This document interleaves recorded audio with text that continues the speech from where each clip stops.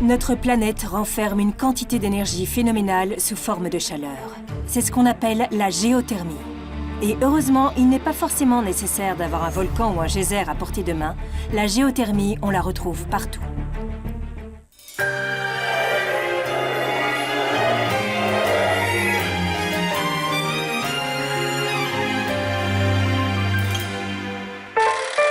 En 1841 que fut inaugurée la gare de Braine-le-Comte et c'est aujourd'hui la plus vieille gare du royaume encore active et l'une des plus anciennes en Europe.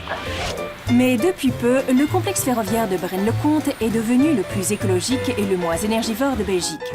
Et ce, grâce notamment au travail de ces deux ingénieurs. Ils ont eu pour mission de chercher les solutions les plus à la pointe de la technologie pour la construction d'un nouveau bâtiment de la gare super écologique. L'idée, c'était de consommer le moins d'énergie possible et donc d'avoir un impact très réduit sur l'environnement. Parmi les différentes sources d'énergie renouvelables, ils ont pensé à la géothermie. Sauf qu'à Braine-le-Comte, il n'y a pas de source d'eau chaude et encore moins de volcan. Sur cette carte, on peut voir qu'en Belgique, il existe plusieurs sources d'eau chaude, notamment dans la région de Mons et dans la région de Liège, pour la Wallonie. Mais il faut savoir qu'il n'est pas indispensable d'avoir de l'eau chaude pour faire de la géothermie. On peut en faire partout. Aujourd'hui, nos deux ingénieurs nous font visiter le chantier. Ils en profitent pour vérifier son état d'avancement.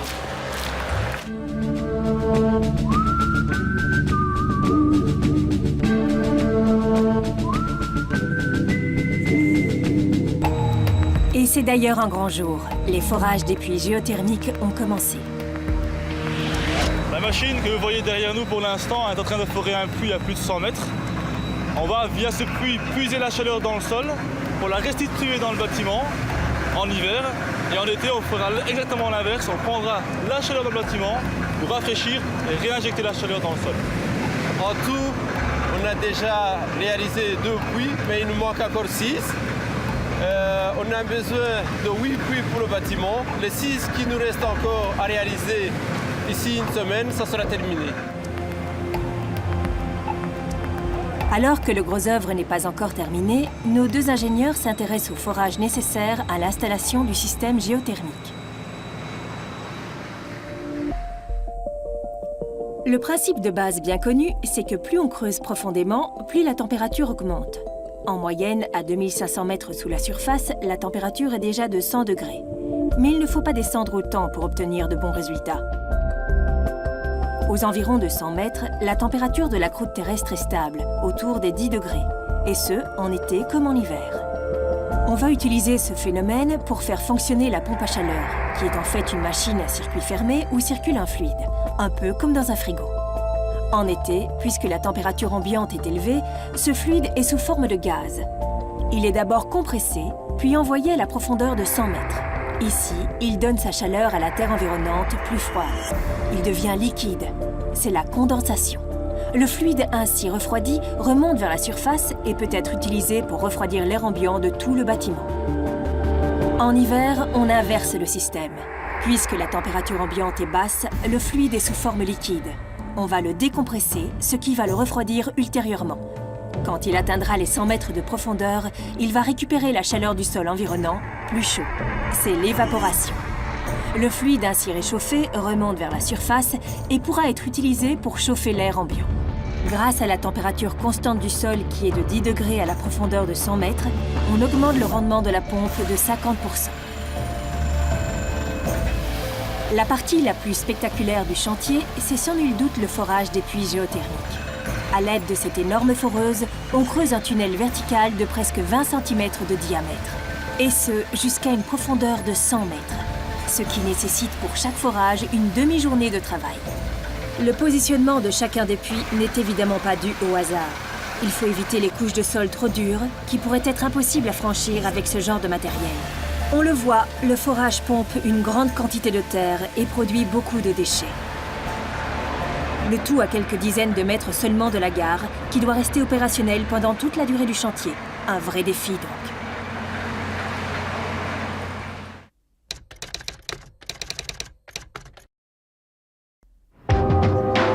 Voici l'état du bâtiment lors de notre première visite. Et le revoilà quelques semaines plus tard, avec toutes ses briques, ses portes, ses fenêtres et son toit.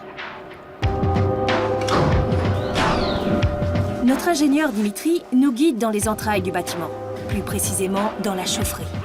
On peut observer ici les conduites qui sont connectées aux différents puits géothermiques qui ont été forés précédemment. Pour chaque puits géothermique, on a un départ et un retour. L'eau circule à travers le puits et bénéficie de la température constante dans le sol. Toutes ces conduites vont bientôt être connectées sur la pompe à chaleur ici devant moi, qui est le cœur de l'installation. Comparé à une pompe à chaleur traditionnelle, le système connecté au puits géothermique permet d'augmenter son rendement de 50%. C'est autant de dioxyde de carbone qui n'est pas émis dans l'atmosphère et qui ne contribue pas au réchauffement global. Notre autre ingénieur Théoneste nous fait visiter l'un des nombreux futurs bureaux. Ici, on est en train d'installer un système innovant et astucieux pour remplacer l'air conditionné en été. Les tuyaux que vous voyez servent à refroidir le local. Comment ça marche? C'est l'inverse d'un chauffage par le sol. Dans un chauffage par le sol, l'air est chauffé, il monte et chauffe l'air du local. Ici, c'est l'inverse. On a de l'eau froide qui circule dans les tuyaux. L'air est refroidi, il descend pour refroidir l'air du local. Le liquide qui circule dans les tuyaux de ces plafonds froids provient lui aussi des puits géothermiques, après avoir été refroidi par la pompe à chaleur. Sans oublier que, contrairement au système de conditionnement d'air traditionnel, l'air est ici simplement refroidi, sans être asséché. Un plus pour la qualité des conditions de travail.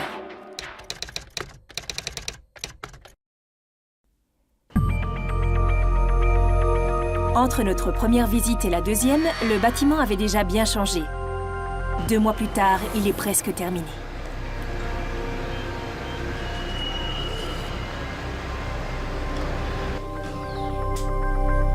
Dans la chaufferie, tous les différents composants sont maintenant installés. Les techniciens procèdent au tout dernier réglage.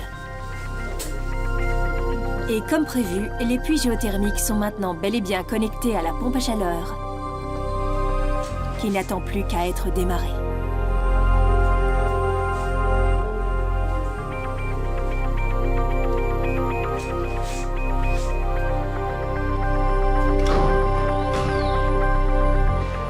Dans les bureaux, les plafonds froids sont installés et finis.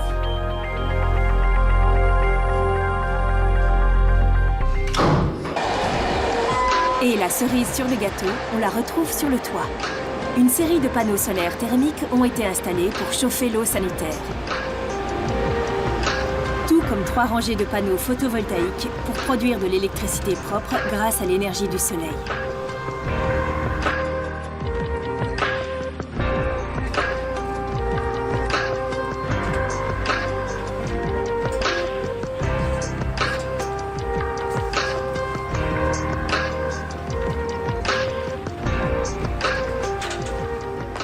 Voilà, donc les panneaux solaires qui sont ici. Il faut les incliner vraiment au minimum pour éviter la prise au vent et aussi pour une question de rendement. Voilà, tu as les panneaux thermiques qui sont superposés, ça te donne bien. Et après, on va revenir sur une solide, Ici, on a 11 panneaux solaires thermiques qui permettent la production d'eau chaude sanitaire pour ce bâtiment. Avec ces 11 panneaux solaires thermiques, nous couvrons l'ensemble des besoins pour 80 membres du personnel. Donc en plus des panneaux thermiques, nous avons 46 panneaux photovoltaïques qui couvrent environ 1/3 des besoins en électricité. Avec toutes les technologies durables contenues dans ce bâtiment, on va réduire de moitié la consommation d'énergie par rapport à un bâtiment classique et ainsi réduire l'impact sur l'environnement.